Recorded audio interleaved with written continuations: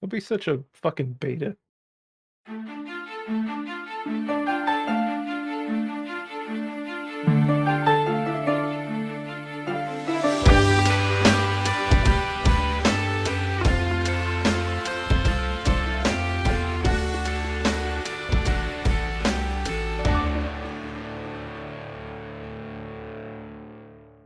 Hello and welcome to the Reetin Entertainment Podcast episode. What episode are we on?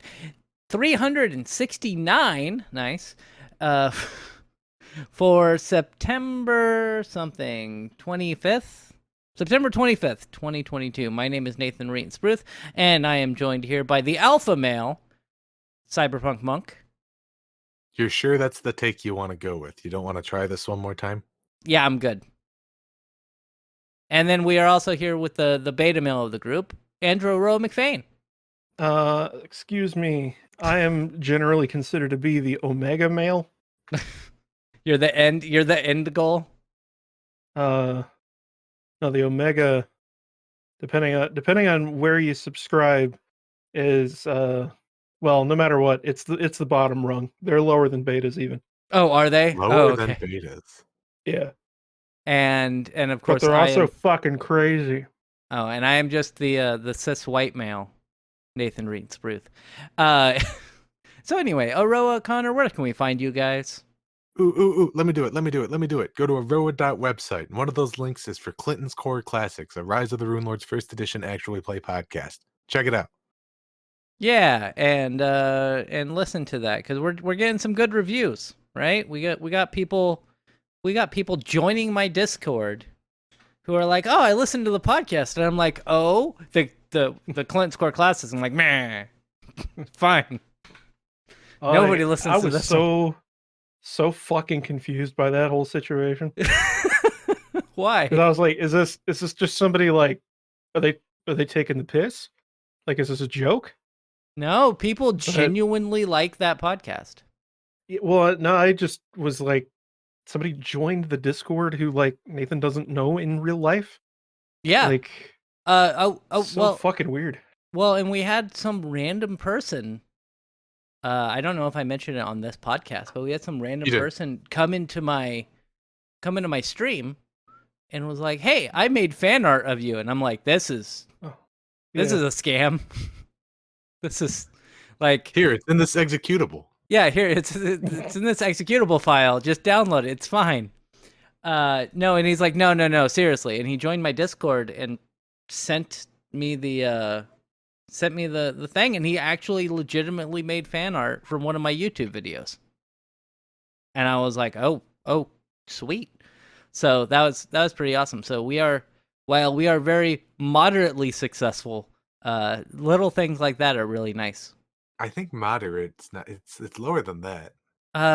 Yeah, I like mediocre isn't even enough to qualify how little success we've had. We have come across amateur levels of success. Yeah. So, you can find me. Moving on, you can find me, Nathan Reetin Spruth, everywhere. I'm at Reetin. Monday through Friday, I play games on Twitch at twitch.tv/Reetin. And that's 6 p.m. Pacific time to 9 p.m. Pacific time. I will not be streaming tomorrow, mainly because there's a work dinner that I'm going to, and they're like, well, the manager's manager is going to be in town, but you guys don't have to come, but you can get free food. And I was like, well, I might as well make an appearance. Somebody say free food? And everyone else always orders a couple beers. And I always order ice cream.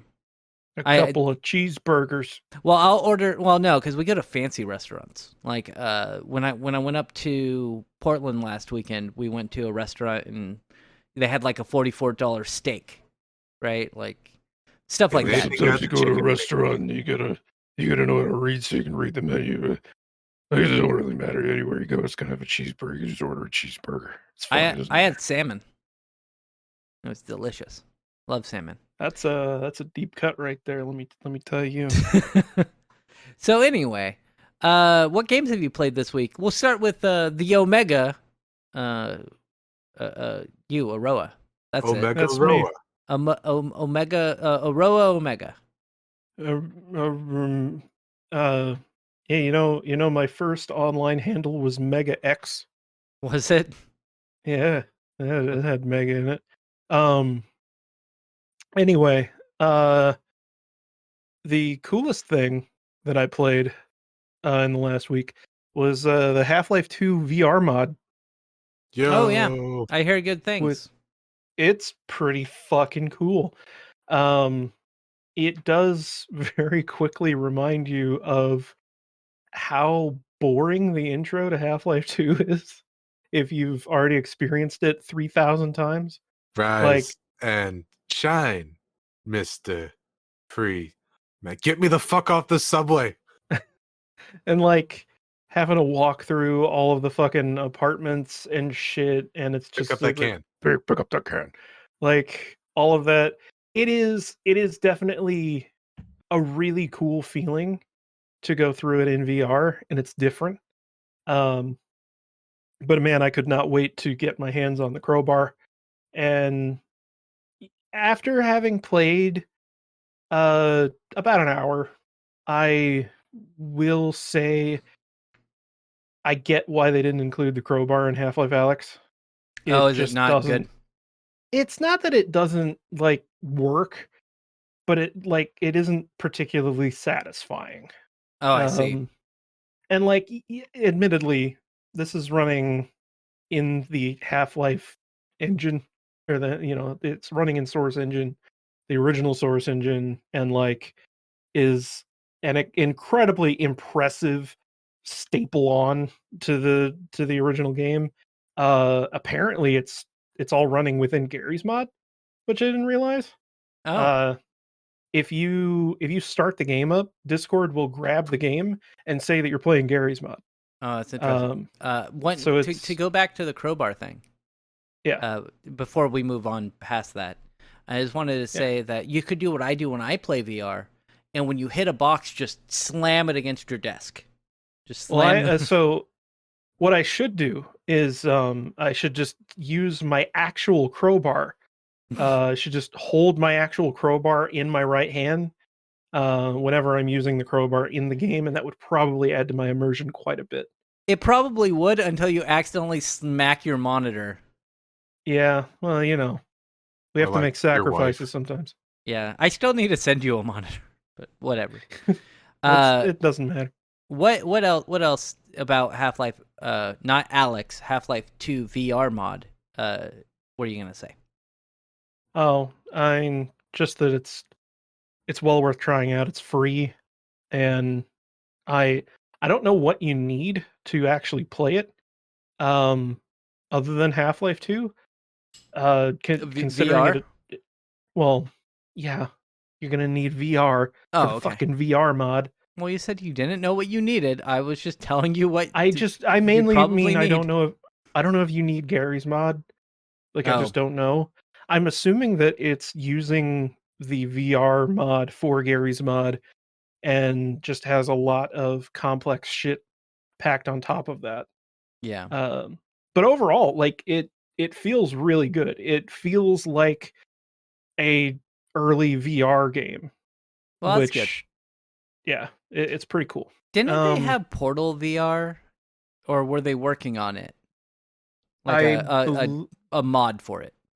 I believe that was slash is being worked on. I want to say it's like due out pretty soon too.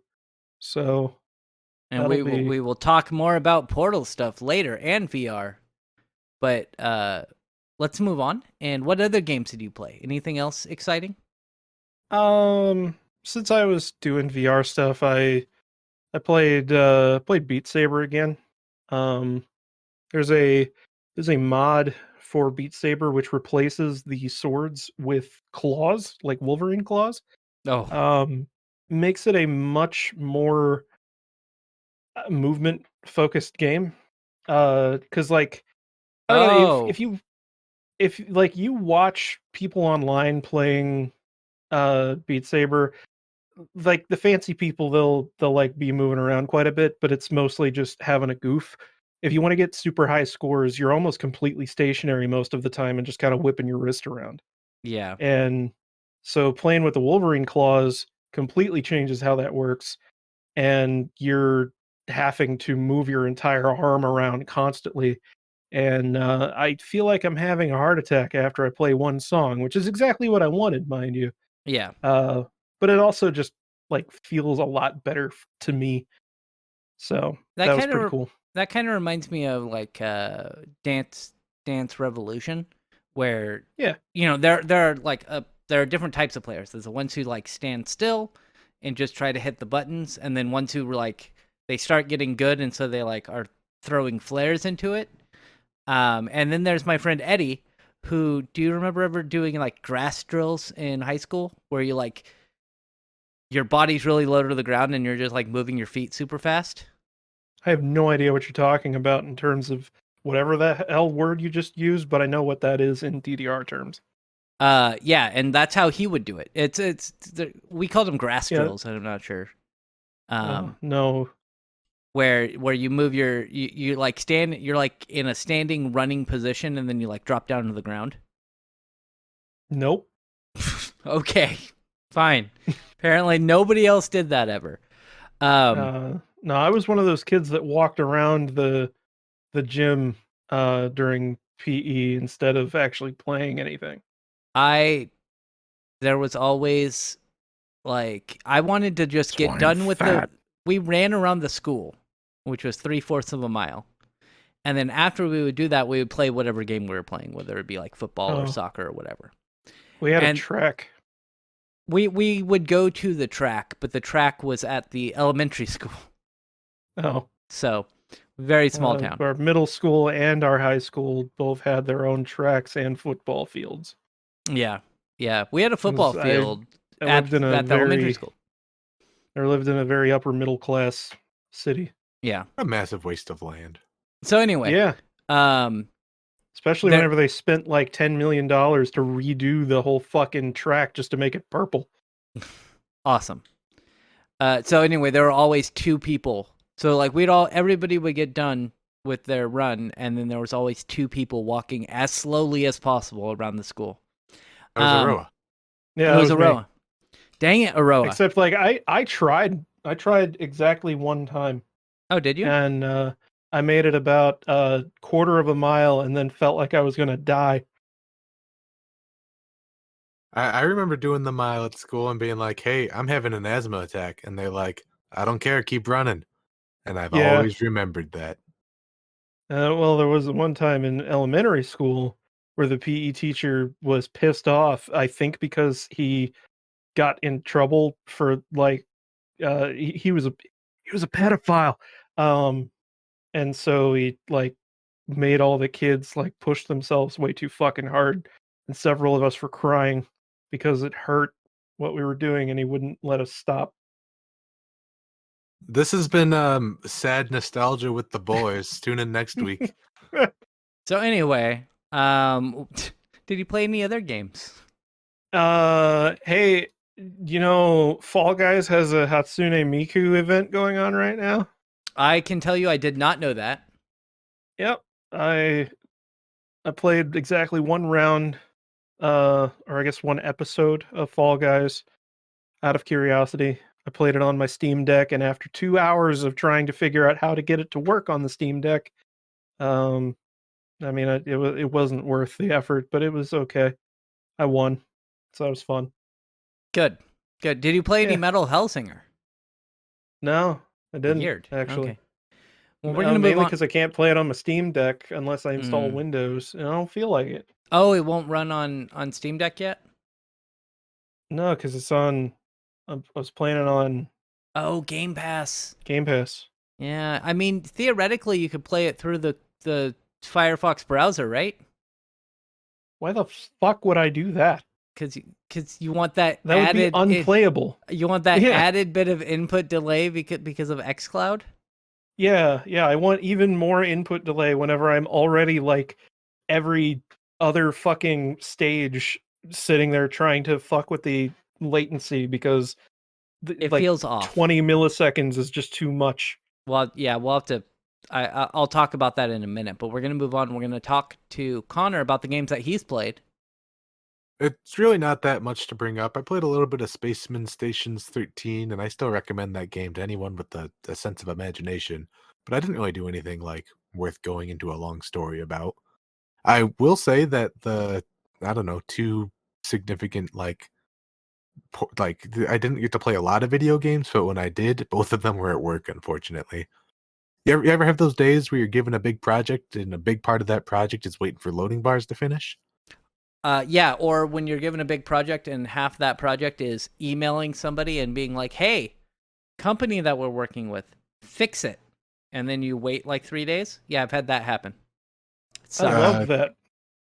I usually I'm got not other even stuff being going on in ironic. that case. Uh, I don't mind being a delegate, but like I do work, man. I do work too, but sometimes the other companies like Ring Central suck. And you have to work with them to get their troubleshooting, and they're not great. So anyway, nothing. The Connor didn't play much. the reason I bring that up is like, oh, I got 20 minutes to wait for, I don't know, this Office installation to repair itself. That seems like a good time to play, like, I don't know, an open world game on my Steam Deck. Any game that has side missions or like any sort of grinding or farming, this console's going to be amazing for. Yeah. I've been playing Sleeping Dogs. I haven't played a whole lot, but at work there was like my one project was get this important person's computer. Yeah, well, it was a brand new computer. Get it looking like the old one and get it deployed in time, Yeah. which meant just waiting for software to finish. Which meant because I was told don't do anything else until this is done, I spent a lot of time playing Game Boy at work. It was awesome. Yeah, that happens a lot, especially with big wigs, where they're Mhm. like, "Hey, we need you to take a look at this person," and you're like, "Oh, that seems like it can be put off for a bit," and they're like, "They're the VP of whatever," and I'm like, fine. I I kind of got to watch what I say, but I had a moment with my boss where he assigned someone else to build the computer, and I was like, "Are you sure that's the best idea? I could take care of it." And he's like, "No, you're busy," and they totally fucked it up, and I ended up having to fix everything anyways. Yep, had that happen. Had that happen many times. Or, um, we have a new shipping person, and I was like, "Here's the label, well, here's my sticker, with the person's name and address." And they're like, "Okay." And somebody else showed them how to make the label, but they forgot to look at the new address, and so they shipped Oh it to their old no! address. Yeah. That Thankfully, turns out the person moved to like Texas or something. But it still works for the company.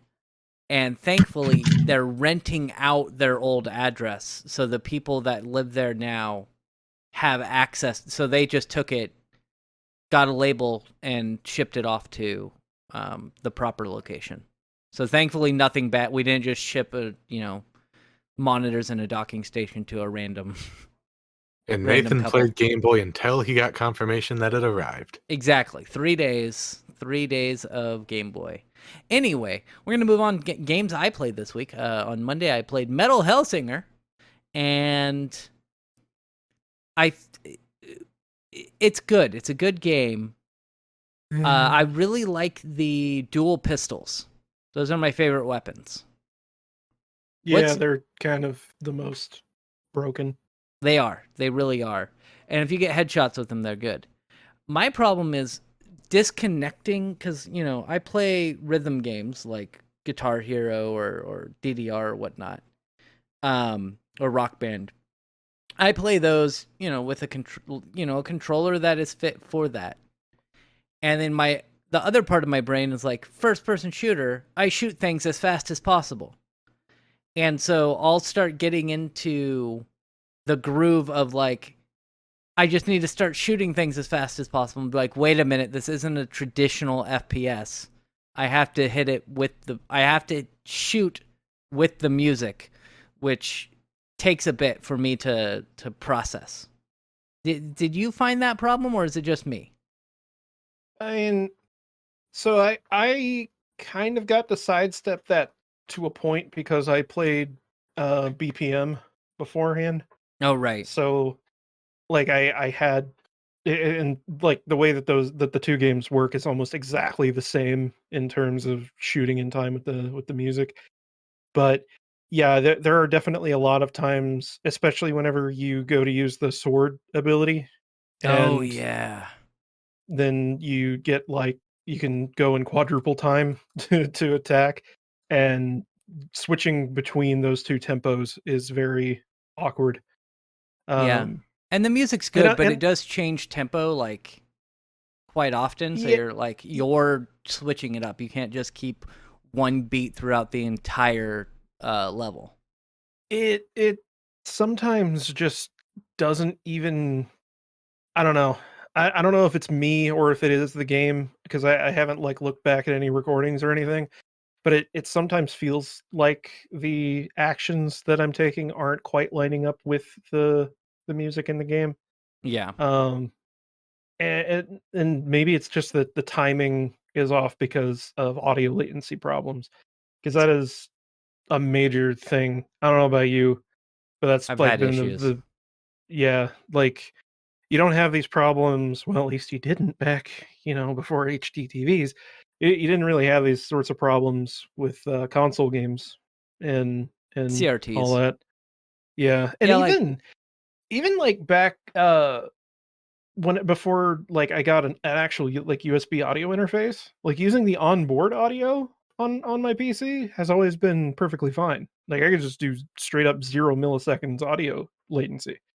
But having like either the Wave XLR or like the Focusrite or whatever, it it convolutes things to the point that you have way more latency than you think you should. yeah. And then we're gonna move on. By the way, Metal Hellsinger, great game. I'm really enjoying it. You can get on Game Pass. It's included there.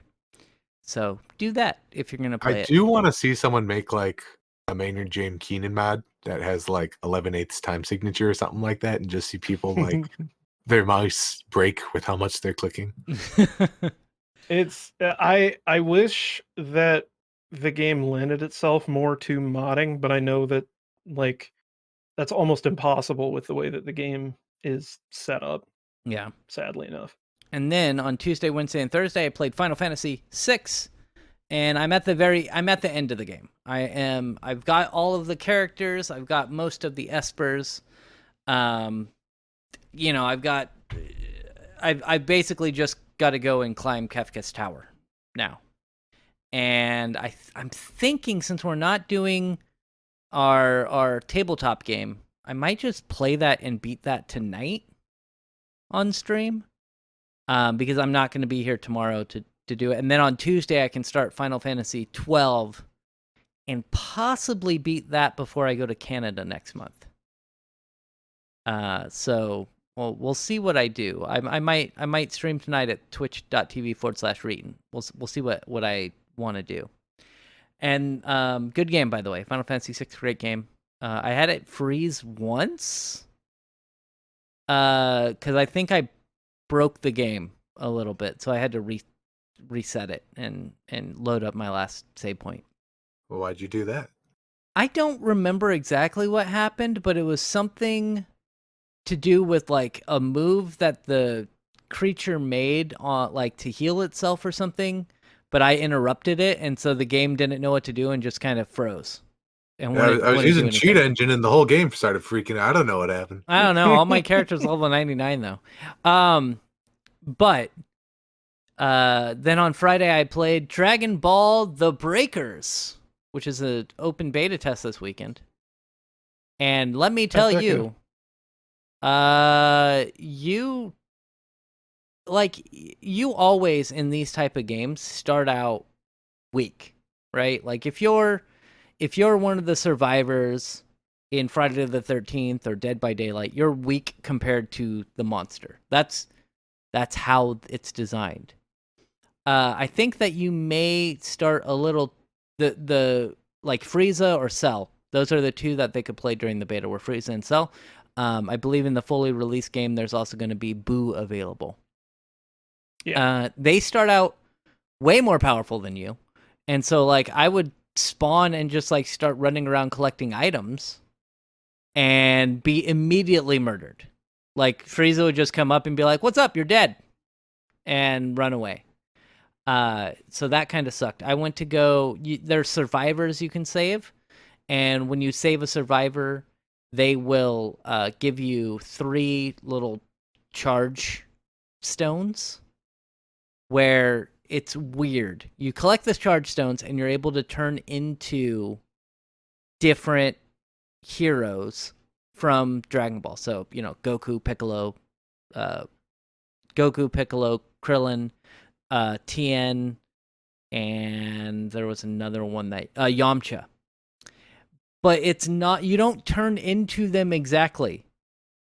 So it ends up being like a weird love child between your character and whatever character you're emulating.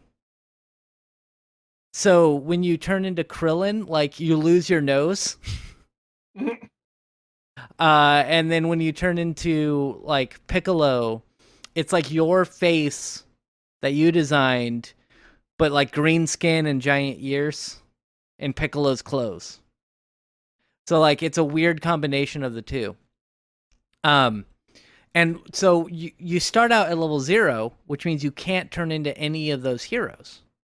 And as you collect the stones, you level up from level 1, 2, and 3. With 3 obviously being the most powerful form of whatever you turn into. So that you can actually maybe not beat the villain, but you can at least fend off the villain for a few seconds while other people go collect stuff and try to complete the objectives. But I think that I think that the villain might start off a little too strong since they're able to just wipe out 2 or 3 people before anyone's able to do anything. Did neither of you picked up the beta, did you? I did watch you play it a little bit. It doesn't look like a game I'm ever going to play. Yeah, I mean, it's only $20, so if I had friends that were like, hey, we got the game, I would probably pick it up. But it's not, it wasn't amazing. The best part about it, there were 2 good things that happened. First off, I died while I was saving somebody, which was one of those Namekian children. There, and Frieza comes up, and Frieza's like, do you have the Dragon Balls? And the kid is like, no, I don't have the Dragon Balls. And then Frieza murders the child in front of me. So I really like that part. That was pretty cool.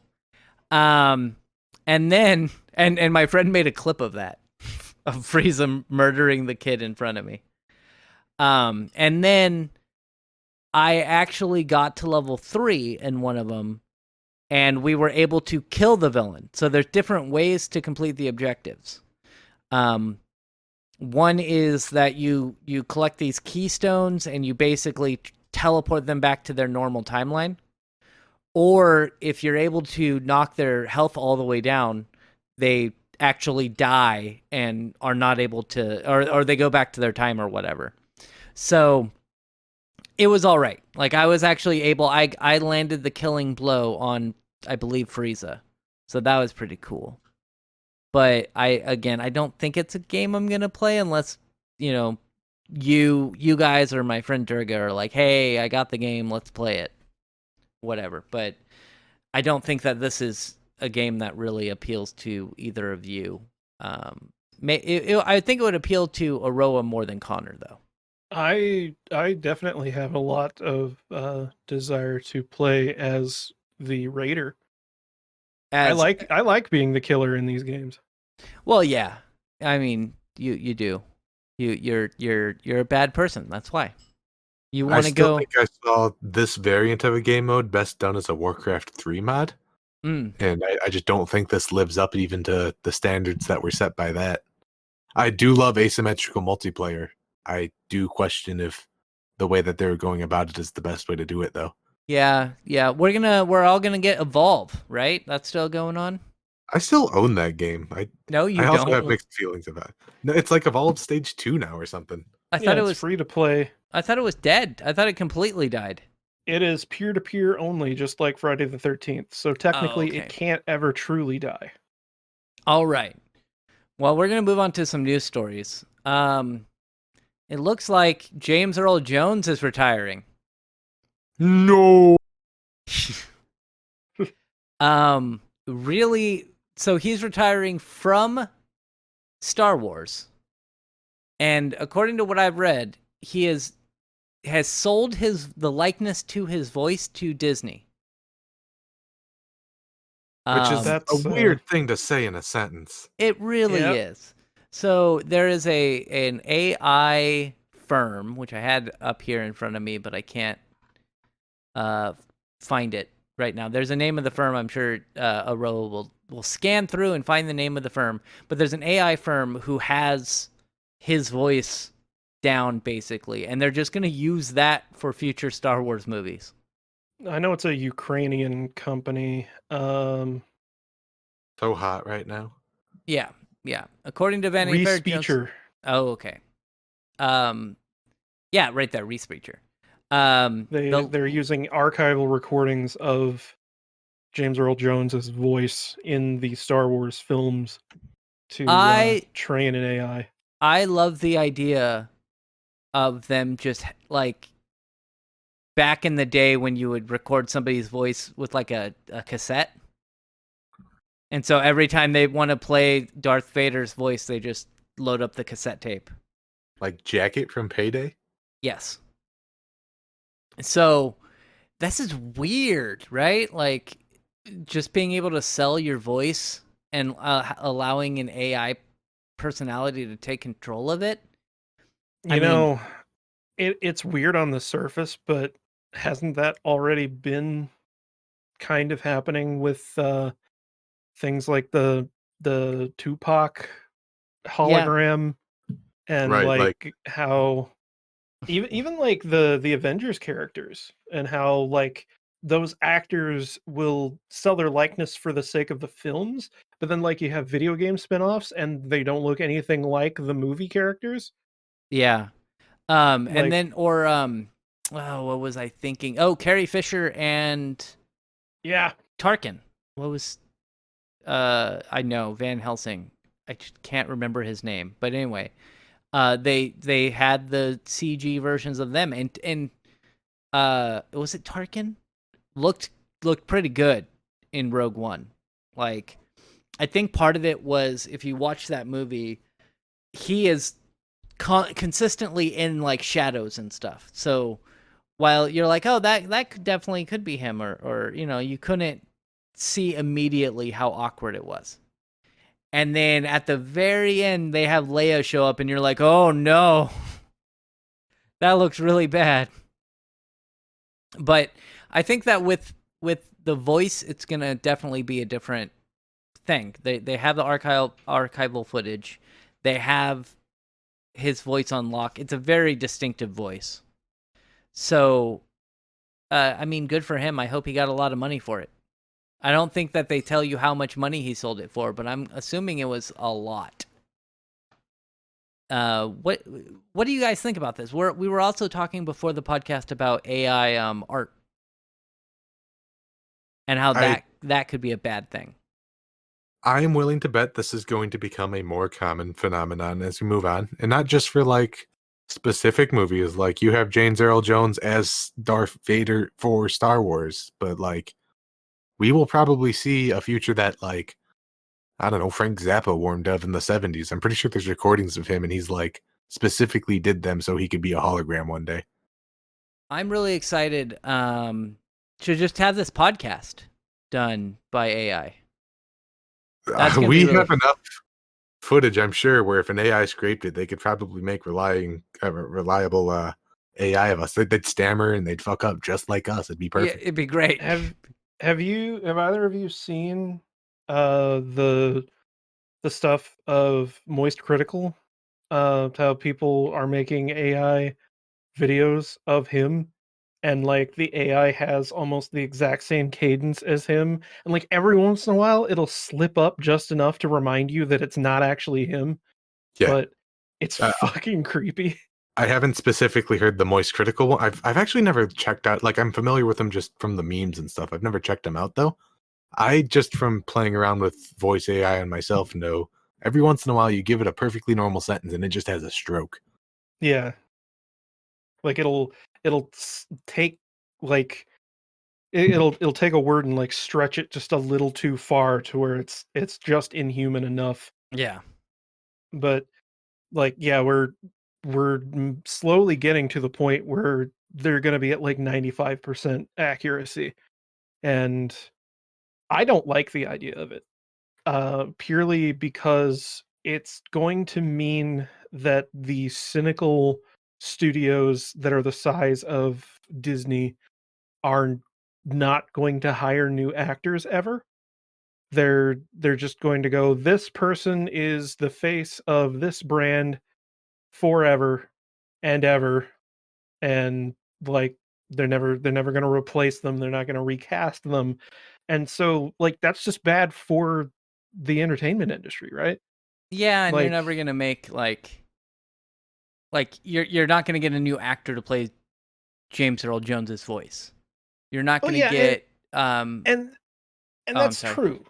Well, no, and like that is true. Like you can't truly replace that character, but like we've taken care of that problem already, and it's called you just cast somebody else and his voice is different now because he's not real, and that's just Right. how it goes.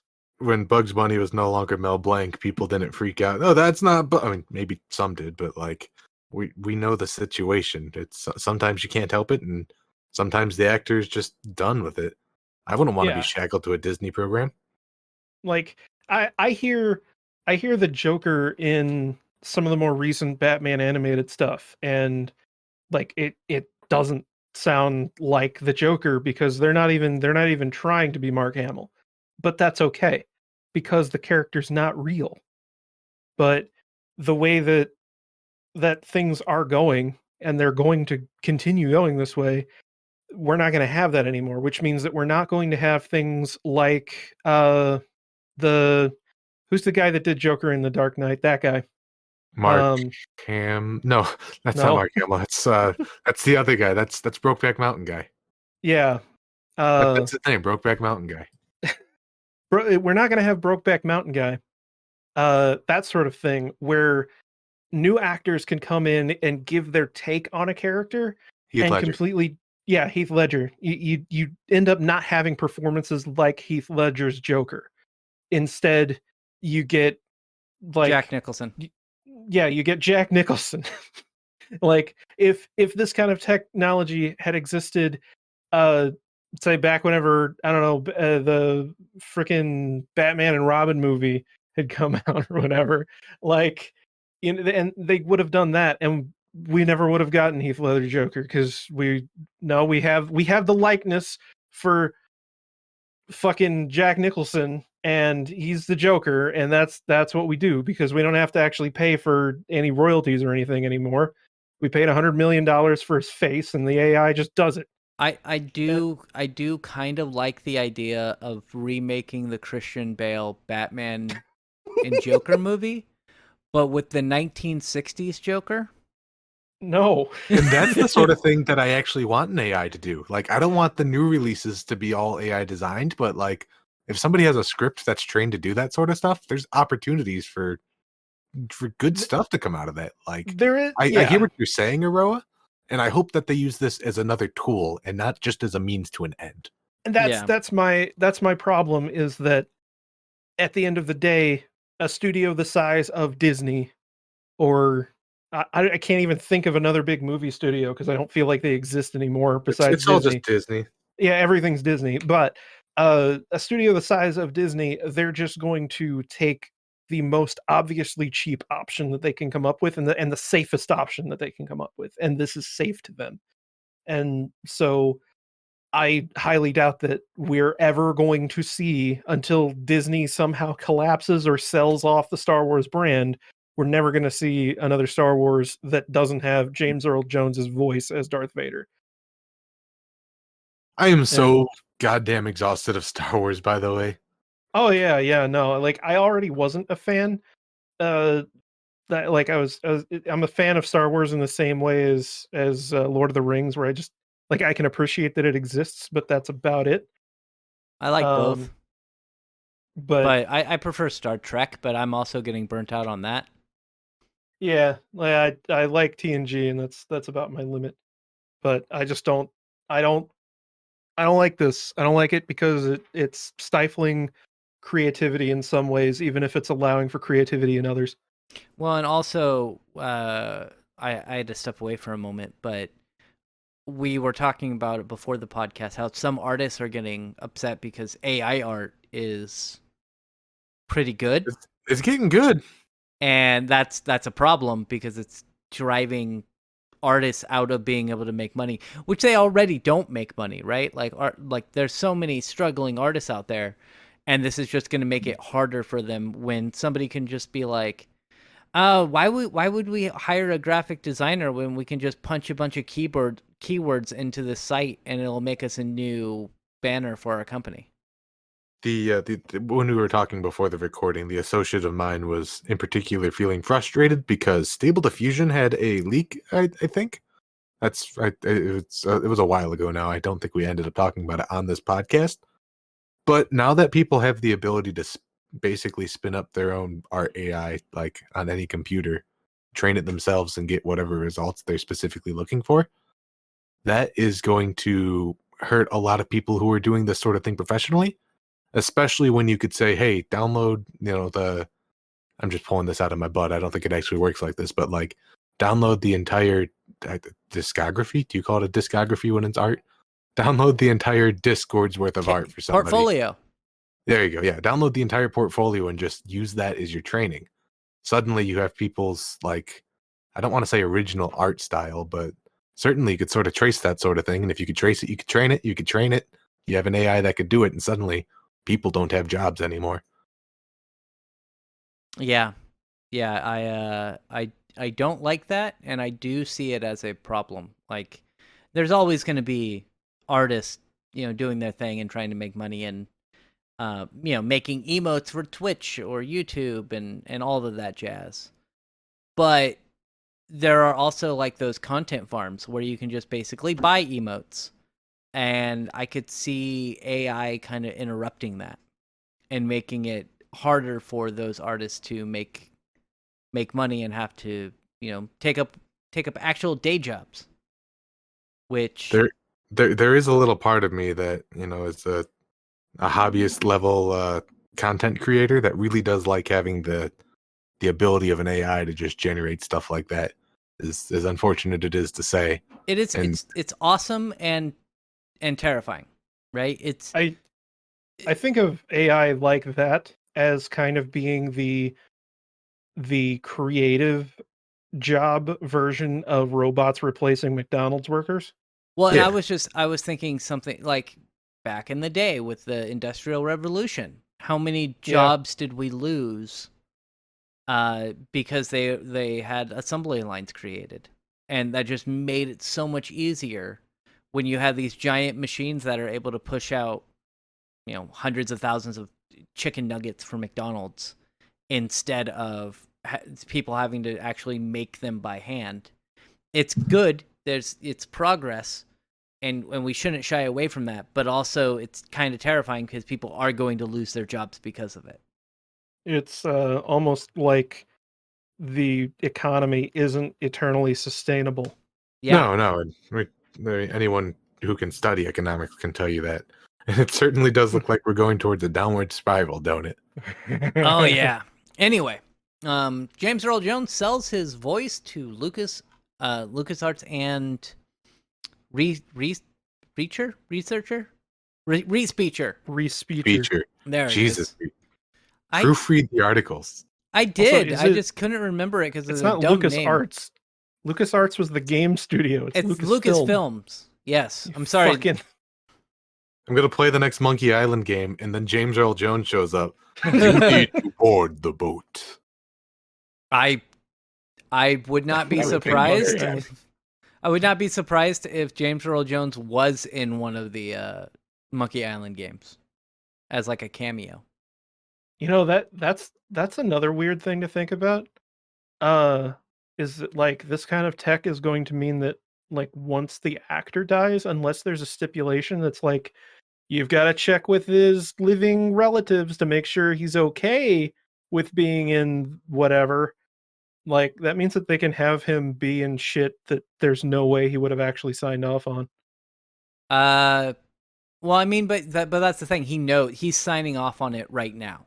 Well, on this, but like I'm saying, 10 years down the line, if Disney like becomes a little more edgy and they're like, here's the new Star Wars movie where like Darth Vader hates gay people or something, like they're gonna make James Earl Jones say some homophobic shit or whatever, I mean, he and is there's the nothing bad you can do. guy.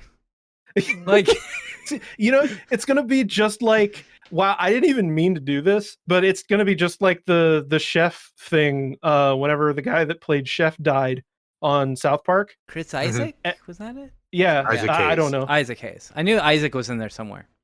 But when he died, and so then they turned Chef into like literally a pedophile. And like the line that I remember most is him saying, "I want to make love to you, asshole children," and like because they just took clips from his previous episodes and just had Chef say the most fucked up shit. And like his supposedly his family was like, "Oh yeah, he would have loved it. It's great." But like, well, okay. So he was still alive when they did that. no, No, no, he he was dead. recently was he? died. Oh, Yeah, okay. he was 'cause like- dead. He left the show because they made fun of, I think, Mormonism, Mormonism or Scientology. No, It was Scientology. Scientology. Yes, it was Scientology. And then, like, I want to say, like 2 months later or something like that, he kicked the bucket. I But thought did that they They kind did that of episode. worked it out a little bit before he died, but I don't know. I thought It's there not was relevant to but- this discussion. And then funnily enough, at the end, he becomes a Darth Vader parody. Where Mhm. like this has all gone full circle. Yes. I So didn't even mean to do that. that's I No, I I mean am- my balls. So we are going to move on. We're going to talk about Sony PlayStation VR 2, something that I probably won't buy, but I do have I'm the only one here with a PS5, and apparently something I am not happy about. PSVR games are not compatible with PSVR 2. That is the dumbest thing I've ever heard. I might get it though. I think that they should try to incentivize developers to like release patches to make that not a thing. But I kind of get it from the perspective that like PSVR in and of itself was a janky ass solution that required that external box that did some kind of fucking magic that I assume uh was is why this is the case. It's just a Sony iToy. Well, it's the like you had to it had to send out a video signal of some kind into this box that then was like part of it was sent to the TV, but then the other part was sent like then there was another video feed that was two separate v- viewpoints, but it was cut down the middle so that like it would go on to the one screen inside of the PSVR headset. Like they had to do some jank shit to get VR to work on the PS4. Right. And I assume that a lot of the design considerations that had to go into that mean that they can't just drop that game into the PSVR 2 and it works. Because I also imagine that that's why we never got Resident Evil 7 in VR on PC, was that to support PSVR, you had to do so much to make it work that they didn't see it worth taking all of that effort and then porting it over to PC. So what you're saying is that I need to make a PSVR emulator for the Vive. Yeah. So that way you can play Resident Evil VR on your computer. Is that I'm not on just Steam yet? Resident Evil VR? 7 VR? No. Really?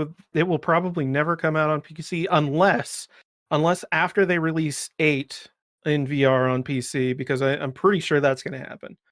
Because I imagine that PSVR 2 is going to be a lot more typical to how PC VR works, because it's not like a weird fucking hackneyed solution.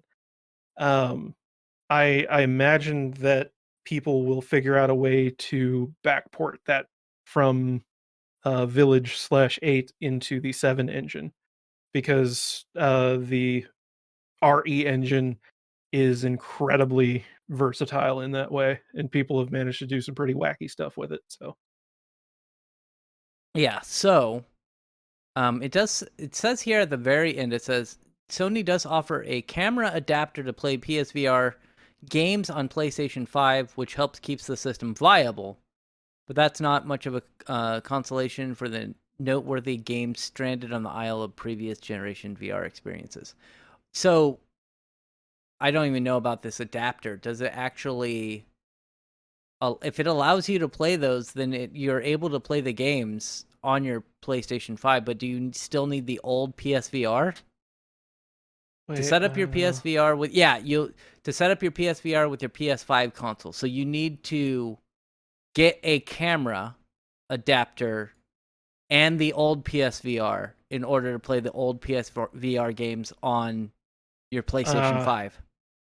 Because of it doing, like what Connor was saying, where it has to do the iToy magic Yeah. and track using that. I see. That is Antiquated. not Which great. I It's wish probably, I don't know about the PSVR 2 on the hardware side if it's using 2 separate screens, but it might have something to do with that. yeah. Because the original PSVR was one screen that was just stretched to both of your eyes and split down the middle. So I'm sure that that's part of why it's such a pain in the ass. Probably. But we're going to move on. We're going to talk about sorry, something is happening outside. We're going to talk about YouTube. It is happening It is again. it is happening. It's happening again. But we're talking about YouTube, and YouTube has decided to test a feature that allows for up to 10 unskippable ads during a single break in YouTube. That's a lot of ads. That's a lot of ads. That's a lot of ads. That's Now, a lot of Nathan posted the wrong article again. did I? Yeah, you put the PSVR one twice. Oh, that sounds about right. That You sounds. didn't proofread the articles. You didn't even post the right articles. Very professional podcast. This is the most professional podcast. There, I updated it in my spreadsheet. What's the article even going to That's say? that's great. Do I'm you glad- like do you like using YouTube but don't like ads? Well, bad news for you. Give me. I you don't just have to actually pay either. for YouTube There. Premium like me. Anyway, YouTube mini ads. The experience of watching YouTube, this is from 9 to 5 Google. Experience watching YouTube has been infiltrated by ads over the years as a means of maintaining the platform and supporting creators financially, mainly maintaining the platform. Now, though, it really seems YouTube is pushing the boundaries with ads, showing as many as 10 unskippable ads during a single break. This is a test. Obviously, they haven't rolled it out to the mass of, the mass of YouTube, and I'm sure most people didn't see this. And also, the ads were unskippable, but they were like 6 seconds a piece, which would still be a minute of ads in the middle of your YouTube video, which I understand partially, like they need to make money, but on the other hand, that's a lot of ads. But also on the other hand, if you get 30 minutes of content and you only get a minute like break in between, like that's way better than traditional TV, right? Which is like 8 minutes for every half hour of content that you watch. You get like 8 minutes of ads. Don't give them the excuse of, well, at least it's better than that antiquated platform that everyone fucking hated anyway. Well, I mean, yeah, but they already know that. That's all. That's what they're thinking, right? Like they're trying to push it as far as possible and see what we'll deal with. Yeah, which is upsetting. That's we're not talking about it apparently for whatever reason, but like it's kind of timely that they would be doing this just as Twitch announces that, hey, we're going to be incentivizing streamers run even more unskippable ads during their streams, you know? And also we're going to be revoking the 70-30 split that we've got for those of you that are cooler than everyone else. I thought about it, but I haven't kept up on the YouTube, or I'm sorry, the Twitch drama as much. I think, didn't they lower it to a 50-50 split instead of 70-30 now? Yeah, they're getting rid of the 70-30 entirely. Everyone's going to be 50-50. And they said that if you want to try to make back, that 20% of your income, just run more ads. Hey, we Yeah. changed the ad split. It's 55-45 now. Isn't that great? Run more ads. The thing that makes people leave streams. Yeah, yeah. Well, and I have viewers who every time I because I've dabbled in like putting ads, because I as an affiliate you actually do make money on ads, which I thought when they originally had the affiliate program you still couldn't make money off of the ads, but then they changed it so you can make money off ads. And so they're like, hey, just do this thing where like every hour or two that you stream, it'll like play an ad after an hour or so. And I was like, whatever. And I did that for like a week. And one of my regular viewers was like, my Twitch messes up every time an ad runs on your stream. And so I turned that off. I don't make any money from ads anyway. I make like $1 a month. But yeah, it sometimes the ads on Twitch suck to the point where that you have to refresh the stream just to see it, just to continue watching the stream. And that is bad integration. And what's fascinating to me is that apparently they're pushing for this, and this does tie into the story that we were actually supposed to be talking about.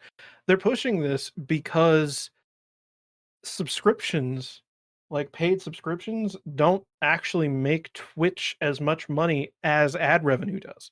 Yeah. And that's, maybe it's just because they have way higher CPM because you can't skip the ads, and because they tend to be longer than typically YouTube ads. Because like I was watching a stream. Not I mine. think it was, no, it wasn't. I was watching a stream recently that like fucking 6 unskippable ads, like Wow. in a row, and it's like that's just, I just tuned into the stream, 6 unskippable ads. Like, go fuck yourselves. My I don't even have it set up. It just automatically plays an ad when people come into my stream. I think that's how it's normally set up. You can't turn that off. Yeah. And then I just have no ads that run throughout my stream because, again, I don't have Yeah. enough viewers. It's going to matter. Who cares? But there's also, well, no, because that's like, well, yeah, and I get what you're saying. I was going to say, like, the problem that a lot of bigger streamers are complaining about is that in the 70-30 agreement, whenever you get that, that comes with other caveats, including forcing you to stream, I want to say 180 hours a month, minimally. And you also have to run, I think it's 3 minutes of ads every hour, something like that. But like they enforce that.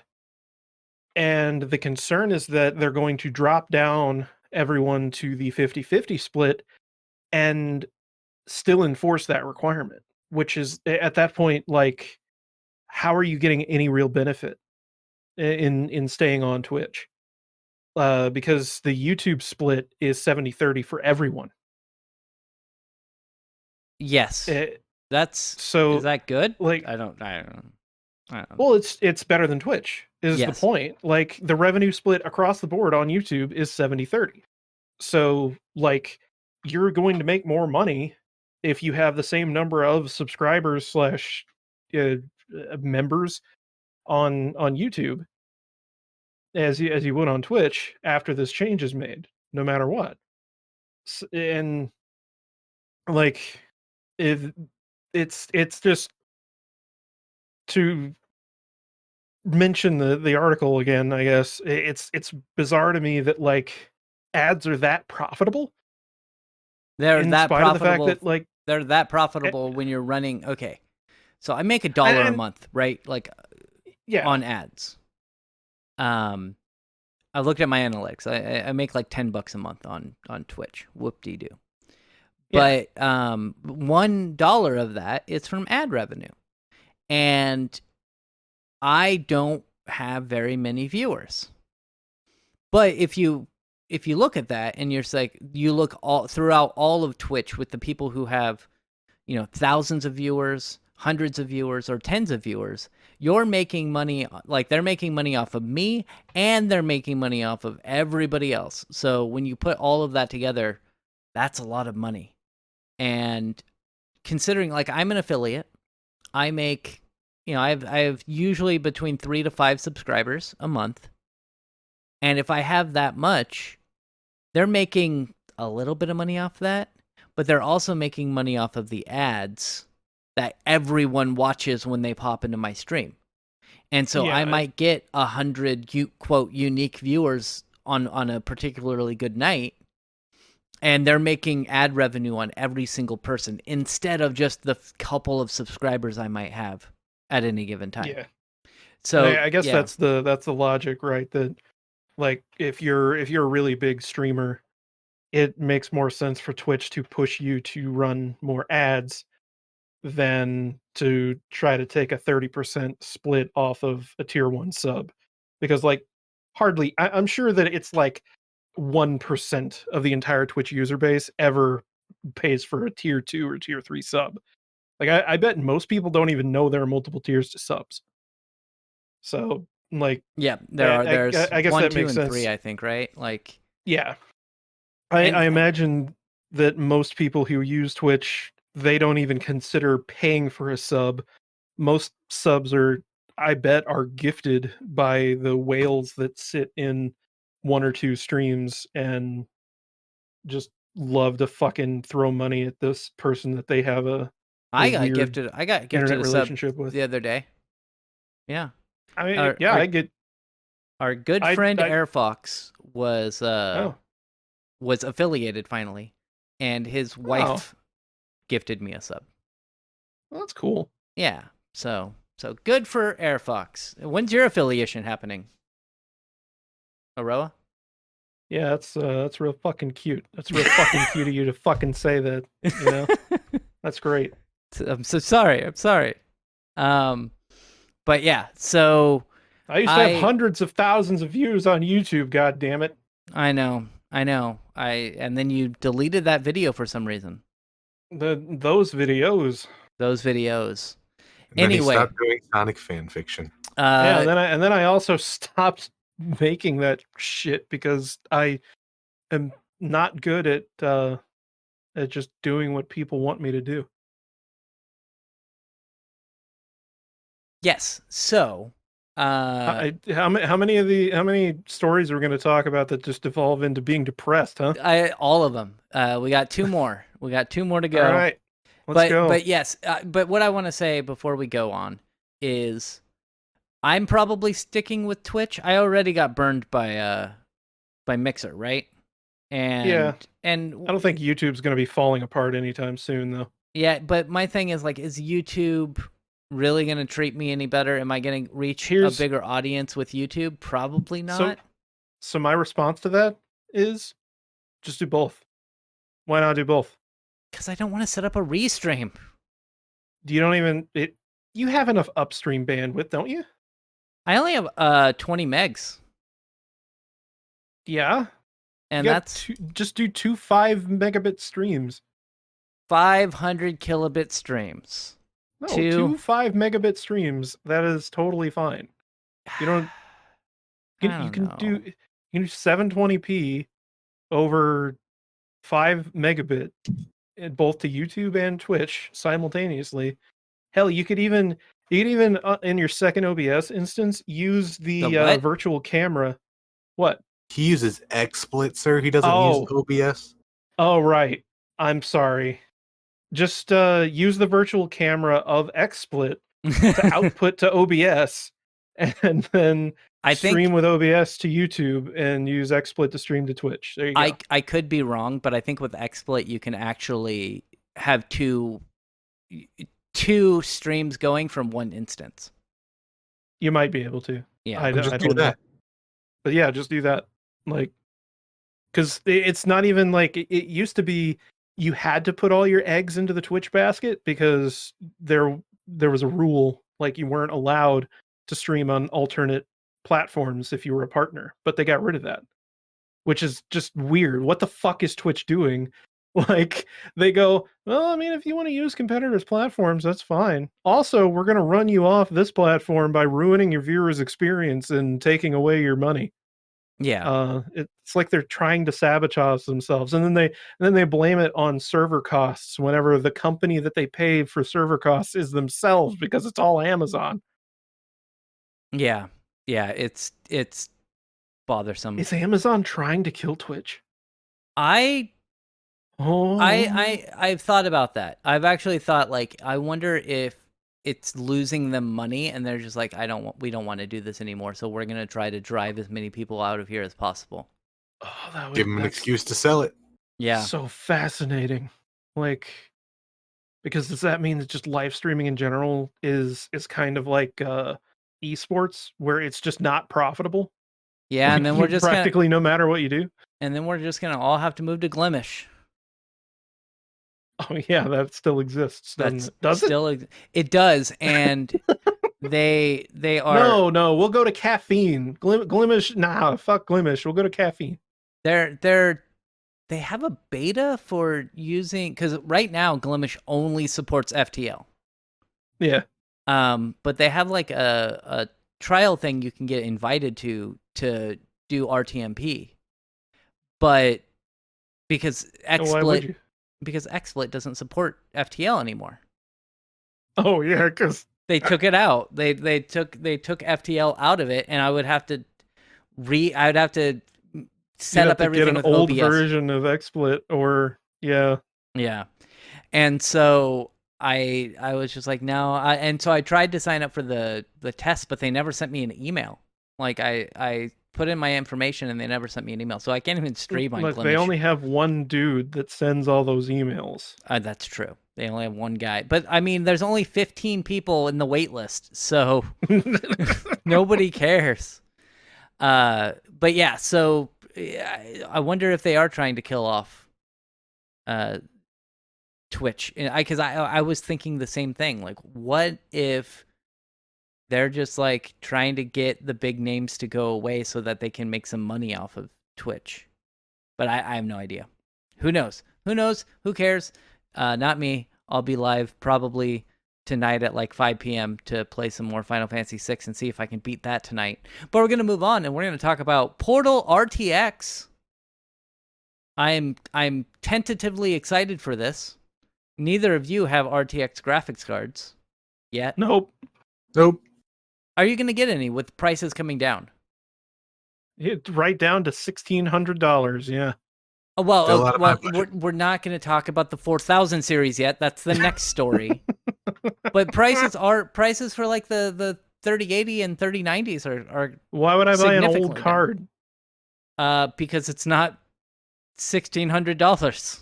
Yeah, but I can get like 4 times better ray tracing performance as long as I'm using We're going to talk about that next. real-time frame blending. We're going to talk about that next. But right now we're talking about Portal RTX, which is coming out in conjunction basically with the 4000 series GPUs. And also, I don't care. It looks so good. Yes, it looks like a fucking PS5 game now because everything's shiny. Yeah. That's great.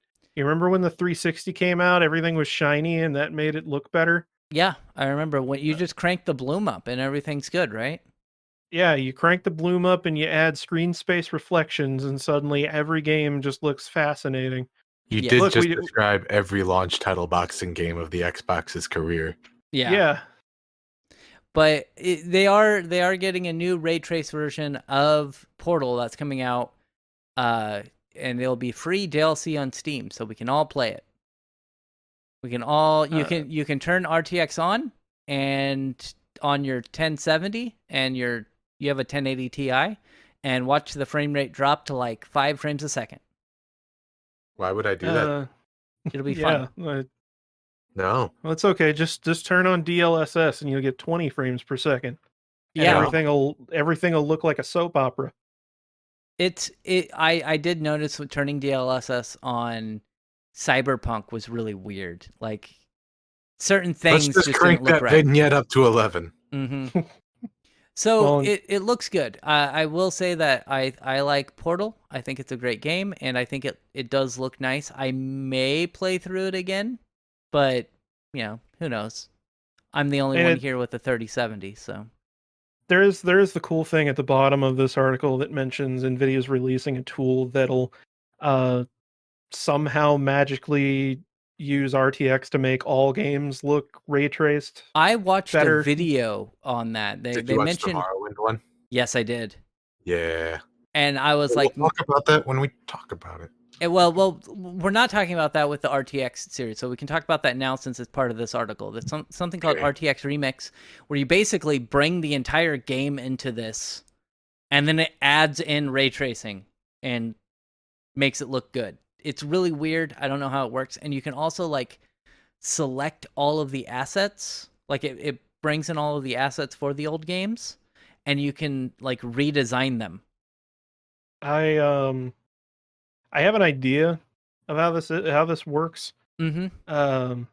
Because it's probably similar to if you go on Nexus mods, like every fucking game a has like a shader mod. And Realistic EBR shadings. yeah, like it's that sort of thing, and it's probably doing the same sort of thing as that. And then as far as like ripping the assets out, that's I can't think of the name of it, but my sister-in-law uses it to rip assets out of other games, uh, to then like take the textures and put them in like The Sims. Oh yeah. Um, there's a tool that will let you grab assets out of memory and uh, take the models and the textures and shit.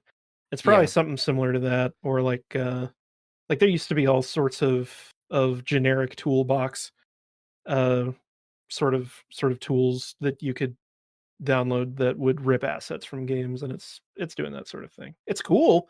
Don't get me wrong. That's actually like I'm usually pretty cynical whenever it comes to Nvidia because all they ever do is like Nvidia GameWorks style bullshit where you have to have an Nvidia card to be able to make the hair not run at 10 frames a second. Yeah. But this is actually a pretty cool thing that they're doing, and it's neat that it's just going to be a thing that they put out there. Yeah, I'm pretty excited. I mean, I'm obviously not a modder, but I know I've been told for how long have I known you, Connor? Like a I don't know, decade? like 10, 15 years? Maybe not 15, but I think over 10 years now. I've been told ever since I met you that I should play Morrowind. I adore Morrowind, and that them using that game specifically was just they I look love. so good. Don't you love when they make things especially for you? They made it especially for me, you guys. I know, right? Like they're making that WrestleQuest game especially for me. Nobody else is gonna buy it but me. It's great. Nathan will buy it. Yes. And we're gonna move on. We're gonna talk about another NVIDIA thing. Very expensive graphics cards. They have announced their 4090, 4080, and 4090, 4080 16 gig, and 4080 12 gig. And they're very expensive. They are more expensive than the 30 series. Slightly less. To be fair, they are slightly less expensive than when the 20 series came out. But still a lot of money. The 4090 will be $1,599. Woo! The 16 gig 4080 will be $1,199. And the 12 gig 4080 will be $899. So, not very excited about paying that much money for a new graphics card. And they named them wrong. because Oh. we have a word for we have a name for the 12 gig 4080. It's called a 4070 because like they for the 3000 series they have the 3080 10 gig and a 3080 12 gig, but they have the same boost clocks, the same CUDA cores, everything's the same except for the RAM. With the 12 gig and 16 gig 4080s, they are different CUDA cores, different boost clocks. They're not the same card. So what that means is that the 4080 12 gig is basically just a 4070. Yeah, but it sounds cooler if you buy the 4080. I wouldn't be Right. surprised if that was a pedigree sort of thing. There are some things in here that are pretty cool. Both the 4080s are due in November. In addition, the company revealed a number of new features and technologies for the new GPUs. DLSS 3.0, which apparently is better. I haven't seen anything on it. I don't think they've shown much on it, but it's supposed to They- make It is fundamentally different in some ways compared to the previous version of DLSS, yeah. in that it essentially makes it to where the card only has to render like every other frame of the game. Yeah. It uses optical flow frame interpolation, so the game does technically run at a much higher, well, it can run at a much higher frame rate because it's only actually rendering like every other frame or like every 2 frames or whatever, and then just using AI to blend the missing frames together. If that if that makes sense what I just said. It does. Yeah. Okay. I think I've seen certain things that do stuff like Adobe that. Premiere does that if you have like if you're rendering out a 60 FPS video, but you only have like 30 FPS footage or whatever, it will do frame interpolation, and one of the methods for that is optical flow. Yeah. And you'll also see that happen in VR, uh, specifically with Steam VR. There is functionality where it can blend certain areas of the screen to like if your graphics card can't keep up, it'll instead use frame interpolation to blend frames together so that your graphics card has a second to try to catch up with what's actually on the screen. It actually makes me nauseous whenever it does that, and I have it turned off. Oh. But um, that's like I'm otherwise completely immune to VR sickness, but that just makes me want to throw up. It's the same kind of thing. Like for the record, by the way, I hate this because of this fact. If you ever watch uh like at the store, they'll have the super high frame rate HD TVs that are like 120 hertz or 144 hertz or whatever, Yeah. but like they're playing 30 FPS content, Oh so man. it'll do frame interpolation, and you get that weird soap opera effect Okay. where like it just looks unnatural. I've told you before on this podcast that I have a 144 hertz monitor, and I hate watching 24 frames per second content, like especially on YouTube, because it's just, like when they're panning the camera, I'm just like, why are you using 24 frames a second for YouTube in 2022? Stop it. All cameras can do 60 frames a second now. Just do that. But then it Because doesn't look cinematic. I don't care. Okay, so they're adding DLSS 3.0. They're adding a new performance enhancing tech called shader execution reordering. I know what that means, I guess. So I think it makes ray basically- tracing better. no, it's Oh, more okay. complicated than that. Okay. I'll try to say it quick. So you know how like we had the Spectre malware type threat thing, Oh, right. Yes. and okay. it's because of the way that like processors essentially like they take in a bunch of instructions and then the processor decides what order to process those in to go faster, that lets the GPU do that. So it can run calculations in a different order than what it receives them in, and it can like assume certain things about what you're doing to be able to skip certain steps and all that. Yeah. It does have the potential to actually make a massive difference in terms of performance. It's really cool. I did read about that, and I watched a video on that, and it's also going to make ray tracing better because it'll be Well, yeah, faster. that it'll make everything better. Yeah. And then also one thing that I'm really excited about, but not for $900, is a standard dual NVENC encoders that support AV1. Oh, I actually didn't know about that. Yeah. That's pretty cool. So that's Dual pretty neat. encoders though. Huh. Probably it's probably one that supports AV1 and that one that's right, HEVC yeah. or whatever. That's kind of curious though, because that could mean that like if you really wanted to, you could be streaming one. There you go.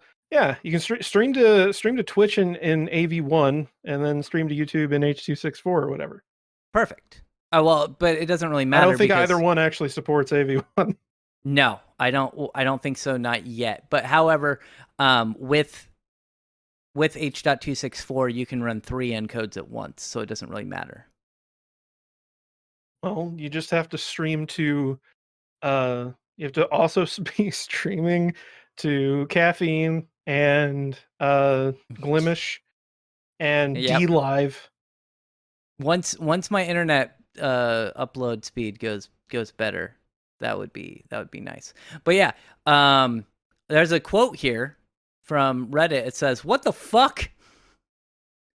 $900 for a 4080 12G, which should be a 4070. $1,200 for a 4080 16G, so $500 more than last gen.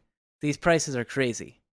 I will probably wait until the 5000 series when prices come down, because this happens like every other time, right? That happened with the 2000 series when that came out. Prices were way too much, and then the 3000 prices were normal. Well, If you could get one. And then now the 4000 series prices are going to be way too much, probably because they decided to make these prices before everything crashed. And so the 5000 price, either these prices are going to come down, or the 5000 series is going to be somewhat reasonable. They're like, we don't have EVGA to compete with on pricing anymore. We can just set these whatever we want. Yeah, I'm mad I missed last week because I wasn't able to complain about EVGA, because I have the only graphics cards I've owned EVGA have been EVGA. And the fact that they're getting out of making them, I'm like, who do I go to? What other cards are good? MSI, maybe? MSI is what I've got, but like, it's just a fucking card, man. Yeah, I like, know. I have no feelings either way. Like, I would have said if you wanted a particular brand that I liked, it would have been EVGA. So I don't know. And I'm gonna go back to last week, because I didn't get to talk about this. They have said that they are willing to have people work there with nothing to do and just pay them. Yeah, yeah. And you mentioned that. You mentioned that because I listened to the entire podcast. And I was watching somebody who was talking about that, and they're like, "Yeah, but people are going to get tired, like, of just sitting around not doing anything and getting paid for it." And I was like, "No, no, I would not. I'd be perfectly fine with it." I wish I could sit around and get paid for that. That'd be awesome. Yeah. They're like, "All right, Connor, we're making your position redundant." And you're like, "Oh no, but we're going to keep paying you the same salary." Oh yeah. Sweet. Thanks, buddy. But yeah, so I don't like the 40 series cards. I am curious because they are including AV1 in. So Nvidia's including AV1 in their new graphics cards. Intel in their graphics cards, whenever the hell they actually release, are having AV1. I'm going to assume that since both of them are putting AV1, that AMD is going to have to put AV1 support in their new graphics cards when they come out, right? Yeah, they'll put them in that video encoder that literally no one uses. They actually did an update recently for it. I know they did. And apparently it's quite a bit better. Yeah, OBS just did like a pretty substantial feature update, and one of the things in that was adding support for that thing again. Yeah. So that's really cool. So I wonder if they're gonna have AV1 in their cards. And if that's the case, does that mean that Twitch and YouTube and all the other ones are going to start supporting AV1? undoubtedly, I would imagine so. I thought YouTube always supports those new video formats like pretty quickly. So. Well, all of Twitch on uploads, all of Twitch videos are AV1 now. Oh. If you go into the thing, they actually switched it a while back so that all new uploads are being uploaded and then converted to AV1. I guess, yeah, because it is a notable amount of bandwidth saved.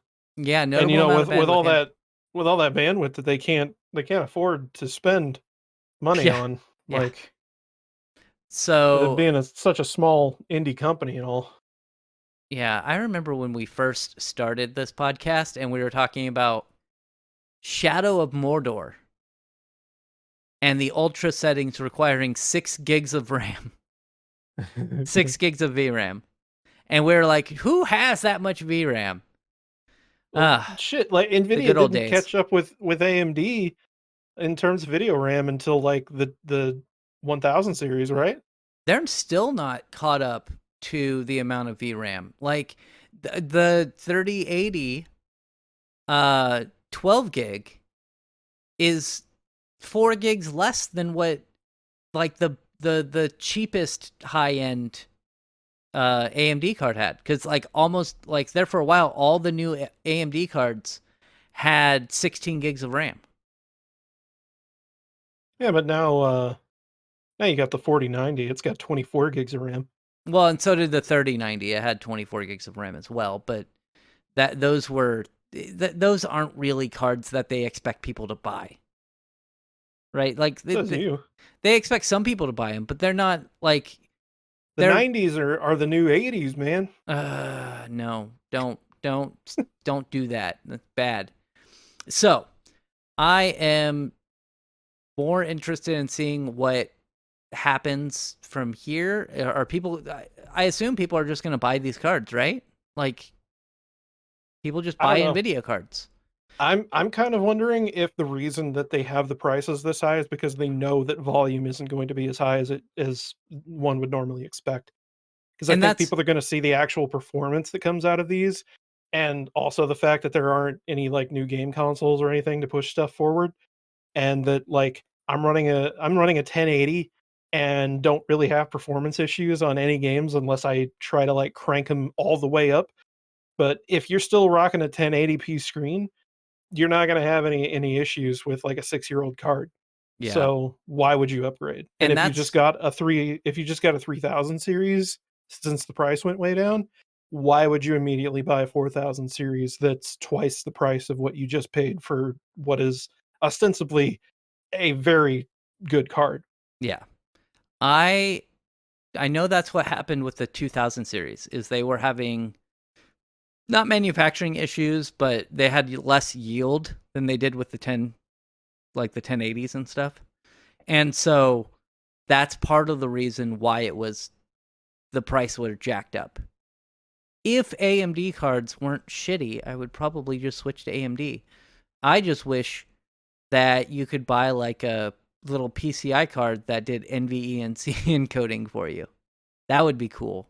That way you didn't have to buy a whole new graphics card just to get like AV1 support, right? AverMedia doesn't have something like that? I don't think so. Not as far as I know. I know that they have specialty cards, but they cost even more. Like specialty cards that allow you to render media faster, right?